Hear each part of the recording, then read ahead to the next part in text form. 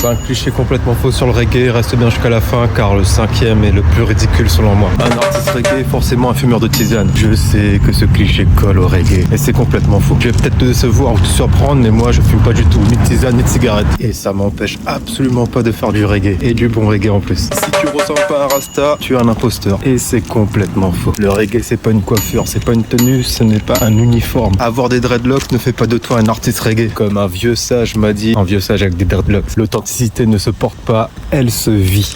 Si tu fais du reggae, tu dois chanter en anglais. Et c'est complètement faux. Oui, le reggae est né en Jamaïque, mais il parle au monde entier. Moi, je fais du reggae français en français. Et je ne suis pas le premier. Pierre Paul Jacques, Tonton David, Taïro, Kanaki, les gens passent. Le reggae français existe depuis longtemps. La langue ne définit pas la légitimité. Le message, oui. Le reggae, c'est juste une musique chill. C'est complètement faux. Le reggae, c'est une musique engagée, sociale, consciente, spirituelle. Le reggae, c'est une prise de parole, c'est une prise de position. Donc non, ce n'est pas qu'une ambiance chill. Si tu ne viens pas de Jamaïque, tu ne peux pas faire de reggae et c'est complètement faux. Je viens de l'île de la Réunion et je fais du reggae, je mélange rap, soul, bossa parce que ça me ressemble. Dans mon reggae, j'y mets ma culture, mes racines, mon histoire. Le reggae parle d'identité, de dignité, de résistance et ces thèmes ne se limitent pas à une île. Enfermer le reggae dans une seule origine, c'est le réduire. Je suis Yamalo, artiste reggae français et je teste mes sons actuellement sur scène à Paris. Donc si tu veux connaître mes prochaines dates et soutenir un artiste indépendant, tu sais quoi faire.